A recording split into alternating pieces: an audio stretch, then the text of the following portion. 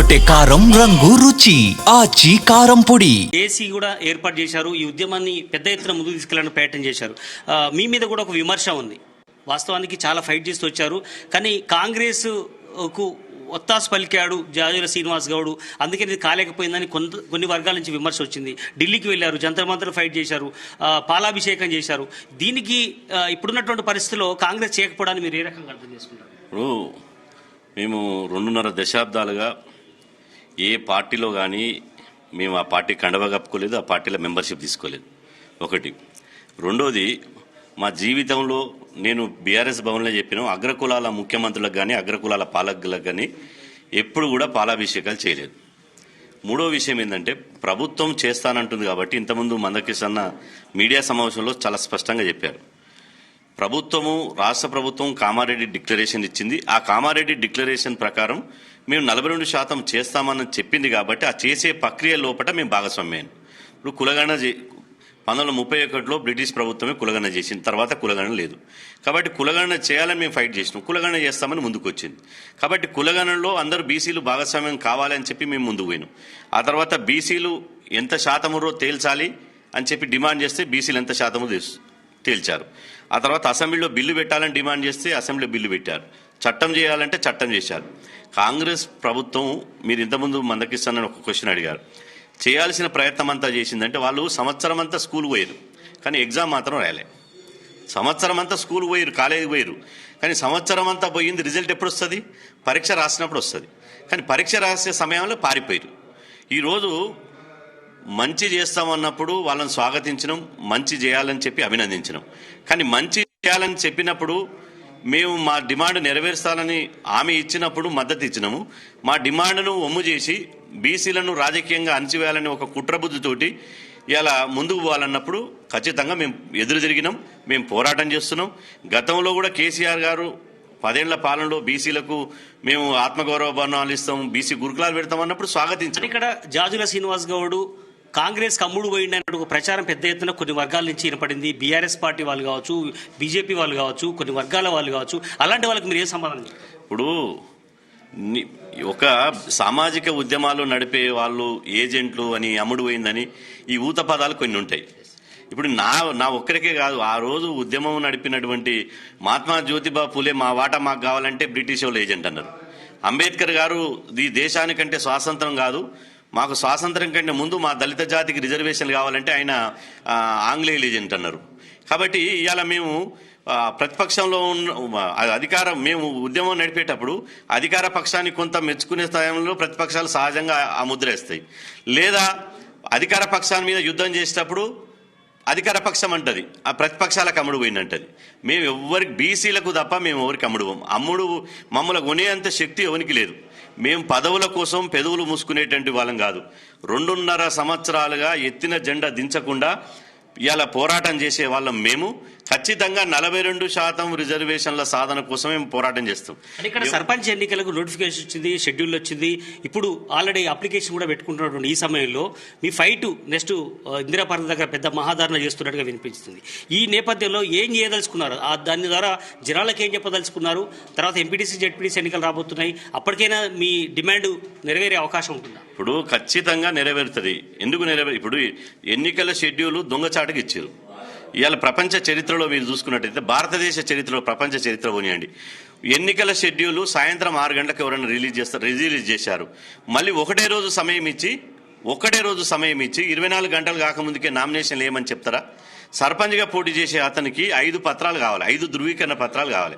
5 ధృవీకరణ పత్రాలు తెచ్చుకోవడానికి ఇప్పుడు కులం సర్టిఫికేట్ కావాలి, ఎంఆర్ఓ ఆఫీస్లో ఉంటుంది. వారం రోజులు కులం సర్టిఫికేట్ ఇవ్వడానికి వారం రోజులు పడుతుందని ఇస్తుంది. నువ్వు బీసీ రిజర్వేషన్ మీద, ఎస్సీ మీద, ఎస్టీ మీద రిజర్వేషన్ చేసినప్పుడు కులం సర్టిఫికేట్ కావాలంటే వారం రోజులు ఎంఆర్ఓ ఆఫీస్కి పడుతుంది. అంటే ఇక్కడ ప్రభుత్వము ఎన్నికల సంఘాన్ని అడ్డుపెట్టుకుని బీసీలను అడ్డంగా తడిగుడ్డతో గొంతు కోసి ఇవాళ బీసీలు సర్పంచ్లు కావద్దు, తెలంగాణ రాష్ట్రంలో అగ్రకులాలే ముఖ్యంగా రెడ్లే సర్పంచులు కావాలనే కుట్రతోటి ఇలా ఈ దొంగచాటుగా దొడ్డిదారిన కోర్టుకు కొంతమంది వెళ్ళారు, ఇప్పటికే ఆపవని చెప్పినటువంటి నేపథ్యం ఉంది. భవిష్యత్తులో అంటే గతంలో కూడా 9th వ్యతిరేకం కానీ 42% సంబంధించి కావచ్చు, ఇవన్నీ కూడా కోర్టుకు వెళ్ళిన నేపథ్యంలో కోర్టు కొట్టివేస్తున్నటువంటి నేపథ్యం ఉంది. ఇప్పుడున్నటువంటి పరిస్థితిలో బీసీలకు ఏ రకంగా న్యాయం జరగాలని మీరు కోరుకుంటున్నారు? భవిష్యత్తులో ఎట్లాంటి పరిస్థితులు వచ్చే అవకాశం? ఇప్పుడు రాత్రి మన జీ తెలుగులో మన భరత్ గారు సుదీర్ఘమైన డిబేట్ పెట్టారు. జీ తెలుగుకి ఈ సందర్భంగా మేము ప్రత్యేకంగా అభినందనలు తెలియజేస్తున్నాం. వాస్తవంగా మీ జీ తెలుగు ఛానల్, మన జీ తెలుగు ఛానల్ బీసీ ఉద్యమాన్ని ముఖ్యంగా 42% రిజర్వేషన్లు కావాలని కోరుకునే దాంట్లో మొదటిగా మన జీ తెలుగు ఛానల్ ఉంది. అందులో దాదాపు 2.5-3 గంటలు చర్చ పెట్టారు. ఆ చర్చలో కోర్టుకు పోయేటువంటి అవకాశం ఉందంటే జస్టిస్ ఈశ్వరయ్య గారు మీ కోర్టుకు పోతాం, ఖచ్చితంగా స్టే వస్తుందని చెప్పారు. మేము కూడా చెప్పినాం, కోర్టుకు పోవాల్సినటువంటి గ్రౌండ్స్ ఉంటే ఆ కోర్టుకు పోవడానికి బీసీ సంక్షేమ సంఘం, బీసీ జేఏసీ ముందుంటుందని చెప్పినాం.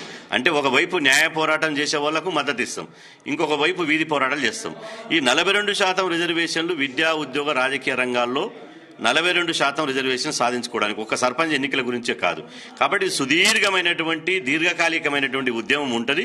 కాబట్టి ఈ ఉద్యమం ఎక్కడ చల్లార్చకుండా, ఈ ఉద్యమాన్ని ఎక్కడ పడేయకుండా, ఎత్తిన జెండా దించకుండా పోరాటం చేయడం మూలంగా తెలంగాణ ఉద్యమంలో అందరూ కూడా కింది నుంచి పై దాకా అన్ని జేఏసీలు ఏర్పడ్డాయి, ఉద్యమం చేసి తెలంగాణ సాధించినటువంటి నేపథ్యాన్ని మనం చూసి. కానీ బీసీ విషయంలో ఎందుకు ఐక్యత రాలేకపోతుంది? మొన్న జేఏసీ ఏర్పాటైంది, జేఏసీ గొడుగు కిందికి చాలా మంది రాలేకపోయారు. అదే సమయంలో ఇప్పుడు ఏకపక్షంగా కాంగ్రెస్ ప్రభుత్వం ఈ రకంగా నిర్ణయం తీసుకుందన్నటువంటి ఆరోపణలు ఉన్నాయి. భవిష్యత్తులో మీరు తీసుకున్నటువంటి ఏదైతే కార్యాచరణ తీసుకున్నారో దాని ద్వారా ఏమన్నా జనాలకు మేలు జరిగే అవకాశం ఉంటుందా బీసీ సమాజానికి? ఇప్పుడు సమయం, సందర్భం వచ్చినప్పుడు అందరం ఒకటైతామని చెప్పి ఆర్ కృష్ణ గారు, మేము అందరం కలిసి ఒక్కటై బంద్ పిలిపించినాం. కానీ ఇక్కడ కొట్లాడాల్సింది ఒక రాష్ట్ర ప్రభుత్వం మీదనే కాదు, ఇక్కడ సైమల్టేనియస్గా కేంద్ర ప్రభుత్వం మీద కూడా కొట్లాడాలి. కాబట్టి కేంద్ర ప్రభుత్వంతో కొట్లాడేటువంటి క్రమంలో ఆ పార్టీలు ఉన్న వాళ్ళు కొంత వెనుకపోవడం సహజం. కానీ తెలంగాణ ఉద్యమంలో జేఏసీ పెట్టినప్పుడు అన్ని పార్టీలు ఉన్నాయి, అన్ని సంఘాలు ఉన్నాయి. కానీ క్రమక్రమంగా పోరాడేటువంటి క్రమంలో చాలా సంఘాలు, చాలా పార్టీలు మళ్ళా సెట్ బ్యాక్ అయిపోయినాయి. కాబట్టి ఇక్కడ మా లక్ష్యం ఒకటే, ఎన్ని సంఘాలైన ఉండొచ్చు, ఎన్ని జేఏసీలు ఉండొచ్చు, మా దారులు పేరు కావచ్చు, కానీ లక్ష్యం ఒకటే, మా గమ్యం ఒకటే. 42% రిజర్వేషన్లో గమ్యాన్ని ముద్దాడే వరకు ఈ ఉద్యమాన్ని నడిపిస్తాం. ఇవాళ ప్రజలు ఈ సంఘమా, ఆ సంఘమా, ఈ జేఏసీ అని చూస్తలేరు.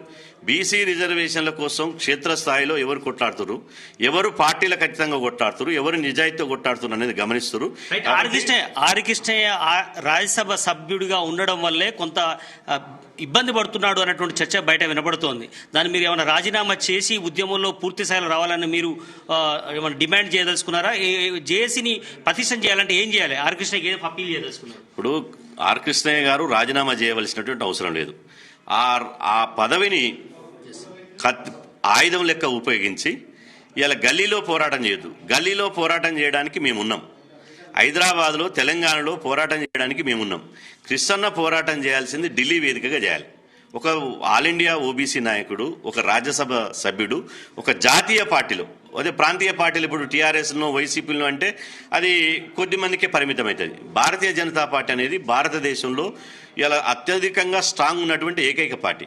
కాబట్టి భారతీయ జనతా పార్టీలో ఉన్నటువంటి కృష్ణన్న గారు అమిత్ షాను కలవడం, ప్రధానమంత్రి సమయం తీసుకోవడం, వితిన్ బీజేపీలో ఉన్నటువంటి ఓబీసీ ఎంపీలందరూ గెట్ టుగెదర్ మీటింగ్ పెట్టడం, డిసెంబర్ మొదటి వారం నుంచి జరిగేటువంటి పార్లమెంట్లో ఈ తెలంగాణలో జరిగినటువంటి బీసీ రిజర్వేషన్ల మీద చర్చకు వచ్చేలా పట్టుబట్టడం, అదేవిధంగా పార్లమెంటులో ఢిల్లీ వేదికగా వారు పోరాటం చేస్తే ఇలా సమాజం హర్షిస్తుంది. కానీ మీరు గల్లీలే చేసి నేను గల్లీలే చేస్తే కాదు, ఇది ఢిల్లీలో చేయాలి, గల్లీలో చేయాలి. గల్లీలో సెగదాకిస్తే తెలంగాణ ఉద్యమంలో తెలంగాణ సెగదాకితే ఢిల్లీ దిగి వచ్చింది. కాబట్టి ఢిల్లీలో లాబింగ్ చేసేవాళ్ళు ఢిల్లీలో లాబింగ్ చేశారు, గల్లీలో చేసేవాళ్ళు గల్లీలో చేశారు. కాబట్టి మా కృష్ణన్న గారికి మా అప్పీల్ ఏంటంటే, ఇక మీరు చేసింది చాలు, మీరు ఖచ్చితంగా ఢిల్లీని వేదికగా చేసుకుని చేయండి. ఢిల్లీని వేదికగా చేసుకుని చేస్తే మీరు సొంత పార్టీ మీద ఒత్తిడి తీసుకొచ్చి ఈ రిజర్వేషన్ల సాధన కోసం మీరు ఫైట్ చేస్తే అప్పుడు బీసీ సమాజం నమ్ముతుంది. ఈ గల్లీలో చేస్తే ఏమొస్తుంది? ఇప్పుడు ఇంతకుముందు మందకృష్ణ చాలా స్పష్టంగా చెప్పాడు. కృష్ణన్న ఈ ఉద్యమంలో కృష్ణన్న పాత్ర ఎట్లా ఉండాలి, ఎట్లా ఉంటే ఈ ఉద్యమం సక్సెస్ అవుతుంది అనేది. కాబట్టి ఒక సినిమాలో అన్ని పాత్రలు ఉంటేనే సినిమా అవుతుంది.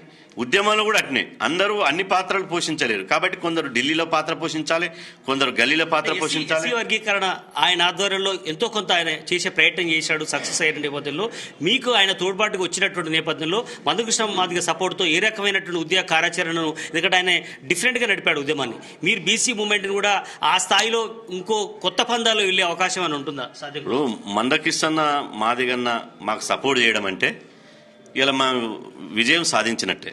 ఎందుకంటే మందకృష్ణను ఎంత ఉద్యమం నడిపేటప్పుడు ఎంతమంది అవమానించారు, ఎంత అవహేళన చేశారు. నిండు అసెంబ్లీలో కేసీఆర్ గారు మందకృష్ణ కలెక్టరేట్ ముట్టడిస్తే ఒక ఎంఆర్పిఎస్ ఉద్యమకారులు చనిపోతే నిండు అసెంబ్లీలో చెప్పాడు మందకృష్ణ పని అయిపోయింది, ఇక మందకృష్ణ తోటి ఏది కాదన్నాడు. కానీ అదే మందకృష్ణ కెరటంలాగా లేచింది. పెరేడ్ గ్రౌండ్లో లక్షల మంది సభ పెడితే ఒక్క భారతదేశ చరిత్రలో ఒక కుల మీటింగ్కు ప్రధానమంత్రి రావడం ఇది భారతదేశ చరిత్రలో తొలిసారి. అట్లాంటి భారత ప్రధానమంత్రి వచ్చి వర్గీకరణ సమస్యకు పరిష్కారం చూపించాడు. కాబట్టి ఇది కూడా కృష్ణన్న యొక్క సలహాలు, కృష్ణన్న యొక్క సూచనలు, వారి మార్గదర్శకాన ఖచ్చితంగా ఈ జేఏసీ ఉద్యమాన్ని నడిపిస్తాం. పార్టీలకు అతీతంగా, జెండాలకు అతీతంగానే మా ఉద్యమం ఉంటుంది. పార్టీలకు అతీతంగా, జెండాలకు అతీతంగా స్వతంత్రంగా బీసీ సమాజానికి ఏం కావాలనో, బీసీలకు ఏం కోరుకుంటుర్రో, మా లక్ష్యం ఏందో, మా డిమాండ్ ఏందో ఆ డిమాండ్ నెరవేరే వరకు వెనుకడుగు వేసేది లేదు. మేము పదవుల కోసం పెదవులు మూసుకునే వాళ్ళం కాదు, ఏ పార్టీల దగ్గర బీఫామ్లు అడిగేటోళ్ళం కాదు, లేకపోతే బయోడేటాలు జేబులలో పెట్టుకొని కార్లలో పెట్టుకుని తిరిగేటోళ్ళం కాదు. ఖచ్చితంగా మా యొక్క సిన్సియారిటీ మాకు తెలుసు. ఏం చెప్పదలుచుకున్నారు జాజుల గారు? ఇప్పుడు ఉన్నటువంటి పరిస్థితిలో ఒక బీసీ ఉద్యమ నాయకుడిగా ఉన్నారు, ఆర్ కృష్ణ ఓ రకంగా ఫైట్ చేస్తున్నారు, మీరు చేస్తున్నారు. ఇప్పుడున్నటువంటి పరిస్థితిలో నెక్స్ట్ ఎలాంటి కార్యాచరణలతో ముందుకెళ్తున్నారు, ఎలాంటి డేట్స్ ఫిక్స్? ఇప్పుడు ఈ ఉద్యమంలో దయచేసి రాష్ట్రంలో ఈ సామాజిక ఉద్యమాన్ని నడిపేటువంటి ఇప్పుడు మందకృష్ణ ఎట్లయితే బేషరత్తుగా బీసీ జేఏసీకి సపోర్ట్ చేసిండో, మిగతా జస్టిస్ శివశరయ్య గారు కానీ, చిరంజీవులు గారు కానీ, ఆ తర్వాత ఆర్ కృష్ణ కానీ, తర్వాత మిగతా ఎవరైతే ఈ బీసీ ఉద్యమకారులు రండి, ఇక్కడ నాయకత్వ సమస్య లేదు. ఎవరి నాయకత్వం కిందనైనా పనిచేయడానికి మేము సిద్ధంగా ఉన్నాం. మాకు కావాల్సింది బీసీల రిజర్వేషన్ల సాధనే లక్ష్యం తప్ప ఇక్కడ వ్యక్తిగత ఈగోలో, లేకపోతే పదవుల కోసమో, లేకపోతే అలా ఒక పైరవీల కోసమో నడిచేటువంటి ఉద్యమం కాదు. అందరం కలిసి జట్టు గట్టిగా ప్రభుత్వాల మీద పిడికిలి బిగించి కొట్లాడితే సాధించుకోవడం అంటూ ఏది లేదు. ఖచ్చితంగా సాధించగలుగుతాం. ఆ 100% విశ్వాసం ఉంది. కాబట్టి అందరం బీసీ సమాజం అంతా ఎదురు చూస్తుంది. మీరందరూ ఒకటి కండి, మీరు ఒకటైతే గ్రామాలకు మేము కదిలిస్తాం. ఇలా తెలంగాణలో ఉన్నటువంటి గొప్పతనం ఏంటంటే, ఇక్కడ రాత్రి జీ తెలుగులో డిబేట్ పెట్టినప్పుడు ఆ డిబేట్లో కూడా చెప్పిన, భారతదేశంలో నార్త్ స్టేట్లలో బీసీలు ముఖ్యమంత్రి అయ్యారు, తెలంగాణలో తెలుగు రాష్ట్రాల్లో ఎందుకు ముఖ్యమంత్రి కాలేదంటే అక్కడ స్టేట్లలో వాతావరణం, పొలిటికల్ యొక్క వాతావరణం వేరు, ఇక్కడ వేరు. ఇక్కడ తెలంగాణ రజాకారులకు, నైజాములకు వ్యతిరేకంగా అదే ప్రస్తావన వచ్చింది కాబట్టి మీరందరూ పొలిటికల్ పార్టీలో చేరకుండా ఫైట్ చేస్తున్నటువంటి వ్యక్తులు. తీన్మార్ మల్లన్న పార్టీ పెట్టాడు, బయటకు వచ్చి పెద్ద ఎత్తున ఫైట్ చేయాల్సిన వ్యక్తి చేయట్లేదనేటువంటి విమర్శ కొంతమంది చెప్తున్నారు. మీరు ఏం చెప్పదలుచుకున్నారు? అందరూ కలిసి రావాల్సిన అవసరం ఉందా ఇట్లాంటి పరిస్థితులు? తీన్మార్ మల్లన్న ఖచ్చితంగా తీన్మార్ మల్లన్న గారిని కూడా స్వాగతిస్తున్నాం. బీసీ బిడ్డలు ఎవరైనా ఈ ఉద్యమాన్ని ఓన్ చేసుకోవాల్సినట్టు అవకాశం ఉంది. ఇది ఒక జాదుల శ్రీనివాస్ గౌడ్ ఉద్యమం కాదు, ఒక వ్యక్తి ఉద్యమం కాదు, ఇది ఒక వ్యవస్థ ఉద్యమం. కాబట్టి ఈ వ్యవస్థలో జరిగేటువంటి ఉద్యమంలో తీన్మార్ మల్లన్న అయినా, చిరంజీవులు గారైనా, జస్టిస్ శివశరయ్య గారైనా, ఆర్ కృష్ణ అయినా, ఇంకెవరైనా మిత్రులు ఉన్నా అందరూ ఒక్క తాటి మీదకి రావాల్సిందే. ఇలా పట్టింపులకు పోవాల్సినటువంటి అవసరం లేదు. మన జాతికే అన్యాయం జరిగినప్పుడు, జాతి నష్టంలో పోయి బీసీలు సర్పంచులు కాకుండా పోతున్నప్పుడు ఇక మళ్ళా వ్యక్తిగత ఈగోలు అవసరమా? కాబట్టి ఇప్పుడు పట్టింపులకు పోవద్దు. ఈ ఉద్యమం ఆఖరి దశకు వచ్చింది. ఇలా కేంద్ర రాష్ట్ర ప్రభుత్వాలు దిగొచ్చే వరకు ఈ ఉద్యమాన్ని నడిపిస్తారనే విశ్వాసం బీసీ సమాజం 1000 కళ్ళతో మనకు ఎదురు చూస్తుంది. కాబట్టి ఖచ్చితంగా పోరాడడానికి వాళ్ళు రావాలి. మేము ఖచ్చితంగా రేపు 30వ తారీఖు నాడు చలో హైదరాబాద్ పిలిపించినాం. సుందరయ్య విజ్ఞాన కేంద్రం, సుందరయ్య పార్క్ నుంచి ఇందిరా పార్క్ వరకు ర్యాలీ తీస్తాం. ఇందిరా పార్క్ దగ్గర బీసీల రాజకీయ యుద్ధభేరి సభ పెడతాం. ఢిల్లీలో పార్లమెంటు ముట్టడించడానికి కూడా ఏర్పాటు చేస్తున్నాం. ఈ జనవరి మొదటి వారంలో కూడా తెలంగాణ అంతా బీసీల రథయాత్ర చేస్తున్నాం. ఎట్టి పరిస్థితుల్లో ఈ ఉద్యమాన్ని వెనుకాడిగేసే ప్రసక్తి లేదు. గమ్యాన్ని చేరుకునేంత వరకు ఈ బీసీ జేఏసీ ఉద్యమాన్ని ముందుకు తీసుకుపోతాం.